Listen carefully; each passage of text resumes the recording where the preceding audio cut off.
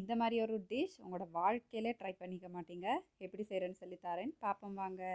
அஸ்ஸலாமு அலைக்கும் உறவுகளே. போயிட்டும் இந்த பன்னுக்கு இவ்வளோ அளப்பற தேவைதானான்னு நீங்கள் கேட்கலும் கொஞ்சம் தேவைதான். ஏன்னு சொன்னால் நான் இந்த பன் செஞ்சது வந்துட்டு கொஞ்சமாக மா சேர்த்துட்டு அதுக்கப்புறம் கொஞ்சம் பனானா மிக்ஸ் அதுக்கப்புறம் ஆட்டா மா சேர்த்து தான் செஞ்சிருந்தேன். அளவுகள் எல்லாம் ஸ்க்ரீனில் தந்திக்கிறேன். உங்களுக்கு வந்துட்டு பனானா மிக்ஸ் எல்லாம் போட்டு செய்கிறது விருப்பம் இல்லாண்டா தாராளமாக மைதா மட்டும் சேர்த்து செஞ்சுக்கலும். ஃபஸ்ட்டாக ஈஸ்ட்டை வந்துட்டு ஆக்டிவேட் பண்ணிக்கணும். அதுக்கப்புறம் மாவுக்கு கொஞ்சம் கொக்கோ பவுடர் சேர்த்திக்கிறேன். இது ஆப்ஷனல் தான், விருப்பம் இல்லாட்டி ஸ்கிப் பண்ணிடலாம். எங்கட பனானா மிக்ஸ் வந்துட்டு இந்த புள்ளைகளுக்கு வேண்டியது உங்களுக்கு டிஷ்ஷில் மாவுக்கு பதிலாக கலந்து கொடுக்கலும் நல்ல ஒரு ஆரம்பம் அப்படின்னு சொல்லுவேன். ஏன்னா காலையில் பேன் கேக் அதுக்கப்புறம் மில்கில் உங்களுக்கு மிக்ஸ் பண்ணி கொடுக்கலும். அது மட்டும் இல்லாமல் 6 மாதத்துலேருந்து புள்ளைகளுக்கு வந்துட்டு கஞ்சி மாதிரி காய்ச்சி குடிக்கலும். இது வரைக்குமே நிறைய பேர் புள்ளைகளுக்கு கொடுத்துட்டு நிறைய நல்ல நல்ல ஃபீட்பேக் சொல்கிறீங்க, சந்தோஷமாக்குது. Thanks a lot. புள்ளைகளோட வெயிட்டை வந்துட்டு ஆரோக்கியமாக அதிகரிக்கணும்னா வாட்ஸ்அப்பில் இந்த நம்பருக்கு ஆர்டர் பண்ணிக்கலாம். கொழும்பு குருநாகலில் உள்ளவங்களுக்கு இந்த கடைகள்லாம் அவைலபிளாக இருக்குது.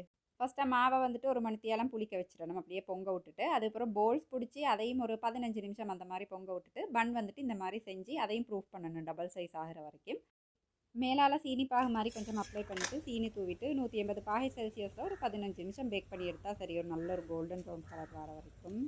அனைத்து விதமான ஹோம்மேட் பொருட்களுக்கும் ஃபசா ப்ராடக்ட்ஸ், பாரம்பரியத்தின் ஞாபகம்.